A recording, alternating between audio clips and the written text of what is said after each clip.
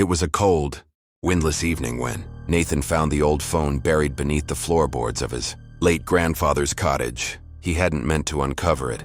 He was only pulling up the boards to fix a pipe leak. But there it was, a rotary phone, its black plastic body covered in dust, and its coiled cord wrapped tightly around itself, like a serpent resting after a long slumber. Nathan felt a chill as he picked it up. It wasn't connected to anything.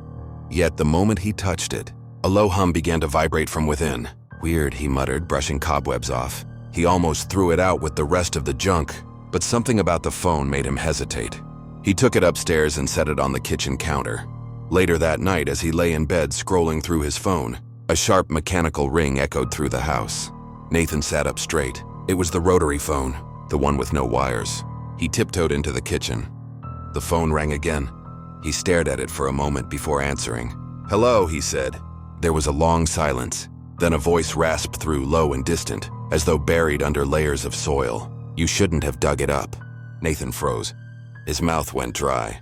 The voice was barely audible, but somehow familiar. "Who is this?" he asked, trying to sound brave. "You know me," the voice whispered. "I know what you did that night. I remember the fire." The line went dead. Nathan dropped the receiver, heart pounding. He stumbled back, eyes fixed on the phone. The fire? What fire? He was only 10 years old when his grandfather died in a cabin fire. Everyone said it was an accident, but he had always remembered something else, something he never told anyone. A shadow in the smoke, a scream he never explained. The phone rang again. Nathan hesitated this time. His hand hovered above the receiver. The ring echoed again, sharp, insistent, impossible to ignore. He picked up slowly. "Who are you?" he asked, voice trembling. The voice on the other end was quieter now, almost gentle. "You left me behind." Nathan's mind raced. Left who behind? He tried to steady his breathing. "This isn't funny. If this is a prank, do you remember the cellar?" The question struck him like ice water. The cellar, of course. There was a cellar, hidden under the trapdoor at the back of the cottage. But his parents told him never to go near it. And after the fire, the whole area was sealed off. "I was there," the voice continued, "buried under the stone. You knew. You heard me call for help." Nathan staggered back, clutching the receiver. "No," he whispered. "I didn't. I was just a kid. I didn't know what was happening." "You knew." Then silence. Nathan slammed the phone down, heart racing. He wanted to believe this was some kind of sick joke, a malfunction, a trick of memory.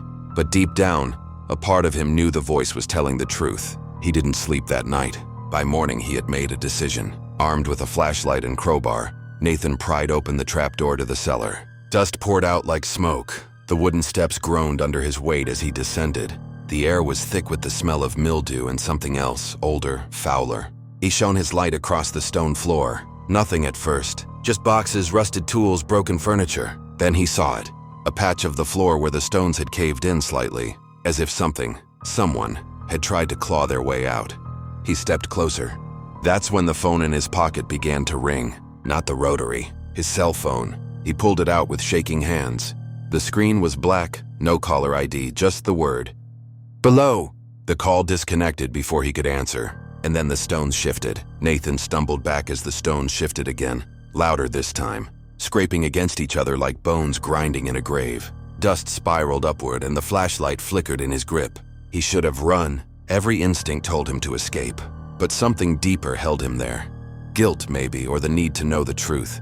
A final groan echoed through the cellar as the stones split apart, revealing a hollow beneath. Inside was what remained of a small figure, bones wrapped in decayed cloth, curled as if they had died reaching out.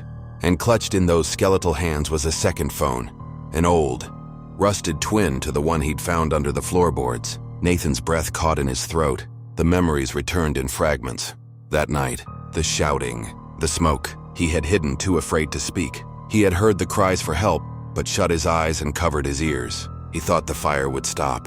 He thought someone else would come, but no one did. And someone had died down here, forgotten. He sank to his knees.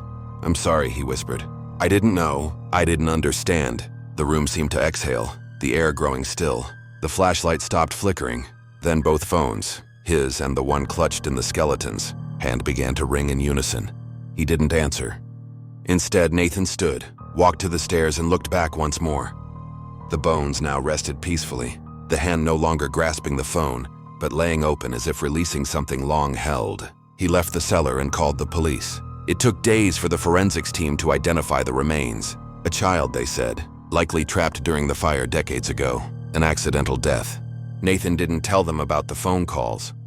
He returned home, sealed the old phone in a box, and buried it deep in the woods. No gravestone, no ceremony, just silence. The phone never rang again. But sometimes, when the wind was just right, Nathan swore he could hear it, far off. From the trees, a faint ringing, calling from beneath the earth. And this time he never answered.